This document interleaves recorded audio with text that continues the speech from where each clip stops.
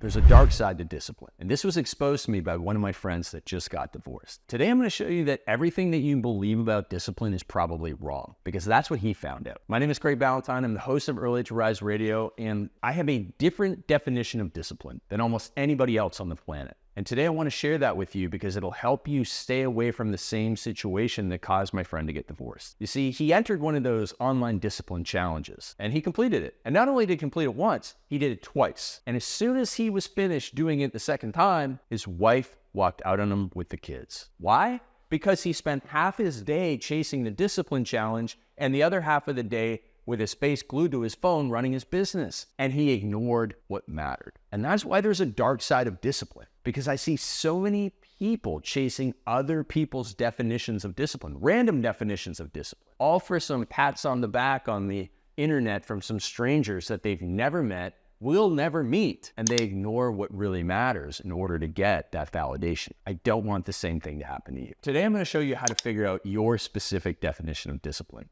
how it will serve your life rather than destroy your life. And I'm going to introduce you to someone that I believe was the world's most disciplined man. Now, before we get to that, I want you to understand that discipline is not doing cold plunges. It's not about enduring pain. And it's not about doing challenges full of random activities that were just made up by somebody. Understand that that's what they are, these challenges. Like whether it's cold plunging or reading a book a week, it's somebody else's version of discipline. And chasing somebody else's version of discipline is actually the least disciplined thing you can do. So I don't want you to make that same mistake. And another thing that I've realized as I see people do all these activities, whether it's cold plunging or working out twice per day, is that it's just a perverse form of procrastination. If you have a marriage problem and you're doing a discipline challenge to avoid the difficult conversation with your spouse, that means you're not disciplined. And again, it's just procrastination on what really matters. So what does really matter? What is discipline? Well, discipline is about knowing what matters to you. And the hardest thing about discipline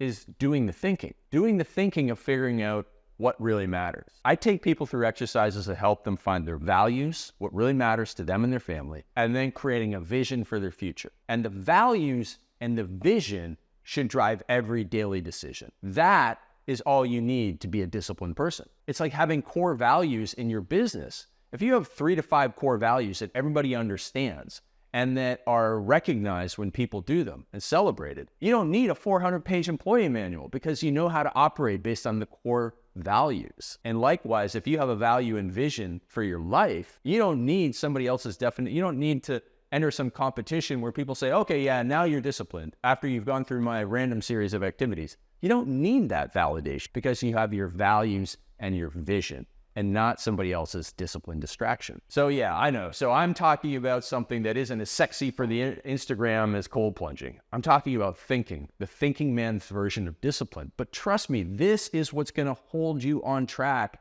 and help you achieve your goals faster and better. So how do I define discipline? Well, in general, discipline is putting a level 10 effort into your level 10 problems in life. Level 10 effort into your level 10 problems. How did I come up with that? Well, I go back in time to 2017. I was speaking at Fitness Business Summit, a big event held by my friend Bedros Keuilian. It's full of personal trainers in the audience, 500, 700 people in the audience some years. And I had spoken the year before. The year before, everyone in the audience was a personal trainer who had 9% body fat and $9 in their bank account. And they had come to Fitness Business Summit to learn sales and marketing so that they had more money. So they would listen to all the speakers, and then on the breaks, they would go out and they would talk to other personal trainers in the audience, and they'd probably talk about nutrition and workouts, all the latest secrets. So at the end of the event, they would go home, they'd probably take their sales and marketing information, put it up on the shelf, never to look at it again. And instead, what they would do is they go put all their energy and effort into the gym using the new workout and nutrition hacks they learned from other personal trainers at the event. Fast forward a year, they come to the event again. I'm on stage, I look out, I go, oh, there's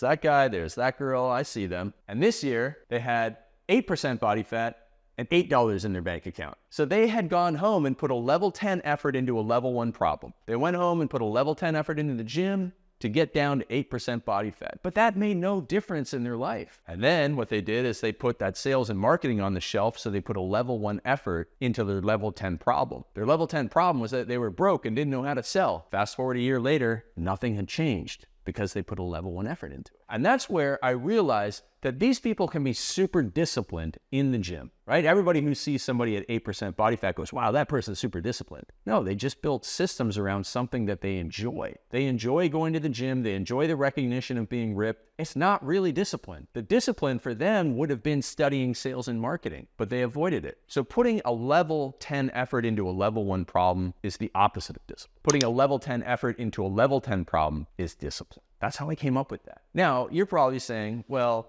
I'd like to lose some weight maybe, but I don't understand. What we need to do now is break it down into your specific definition of discipline. You need to think about what's the biggest problem in your life. Is it a marital problem? Is it a problem with your kids and communication? Is it a problem with your finances? Maybe it is a problem with your health. Maybe it's some other problem in your life. What is the level 10 problem? Now, be honest. What level of effort are you putting into that problem? 3, 5. For example, for me, I categorize this on health, wealth, family, and work. So in my health area, I'm doing pretty great in the body fat side. Blood work is great, but my shoulder's all messed up from hockey, bench press, and jiu-jitsu. It's a level 8 or 9 problem for me because some days it's difficult for me to pick the girls up. I'm putting a level 3 effort into rehabilitating my shoulder. I'm putting a level 10 effort into going to the gym and staying ripped, but that's not the most important thing. So I had that aha moment.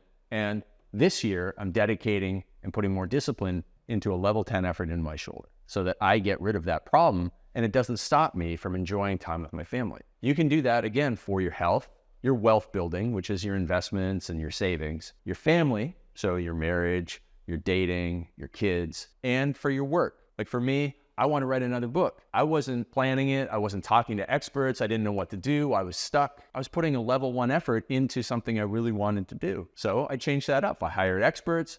I did some clarity worksheets that I created. And now I'm on the path to getting my next book done in 90 days, putting a level 10 effort into a level 10 problem in my work. So you can do that for those 4 areas. Figure out your level 10 problem, and then make sure you're putting a level 10 effort. And it doesn't matter if it doesn't involve cold plunges, or it doesn't involve long workouts, or it doesn't involve you reading a book per week. Those are not your problems. Your problems are your problems. And as long as you're putting a level 10 effort into them, then you are disciplined. And I know that's totally different than anything you've ever heard before on discipline. But I tell you what, by doing that thinking, by knowing what matters, by understanding your values and vision, you will get traction towards discipline. But if you just chase trends and tasks, you will get distracted and you won't have discipline. In fact, you'll be undisciplined by chasing other people's version of it. And that will throw you off track and you won't achieve what you want in life. So again, my version, not sexy for Instagram, like somebody jumping into a bathtub full of ice. And trust me, I've done it. I've done cold plunges. I like them, but I don't find them to be a matter of discipline. So your job is to figure out where you need to work in life and then put that effort in there. And when you match that up, you're a disciplined person, regardless of what everybody else is. The last thing I'll say is you want to run activities, trends, and tasks through a filter. Is something necessary or sufficient for your life? Do you need a cold plunge? Is a cold plunge necessary for you to fix your marital problems? Is a cold plunge sufficient for you to fix your marital problems? If you cold plunge, is that required? Like, is the only way to fix your marriage by cold plunging? No. So you don't need to do it. And if you cold plunge, is that all you need to do to fix your marriage? No. So again, you don't need to do it. My friend, if he just would have asked these questions, he would have saved himself a ton of time and effort. It's sad that I have to tell that story, but the fact is, discipline is not doing more stuff. Discipline is not about having a streak of activities. If you miss a day, you're not a bad person, but staying focused on your goals is what matters. So let me finish with telling you who the world's most disciplined man was. You might think it's Bruce Lee. Maybe it was David Goggins. What about King Leonidas or whatever his name was from 300? No, the most disciplined man in the world was Charlie Munger. Charlie Munger lived to 99.9 years old. He passed away just a few months ago. He was a billionaire. He coached Warren Buffett to become one of the richest men in the world. Together, they made so many people millionaires through Berkshire Hathaway. And yet, Charlie never did cold plunge. He didn't exercise a single day after he got out of the army. He liked to eat a box of peanut brittle all at the same time in one sitting. But he was rich. He lived to be 99.9, almost 100. He was short by like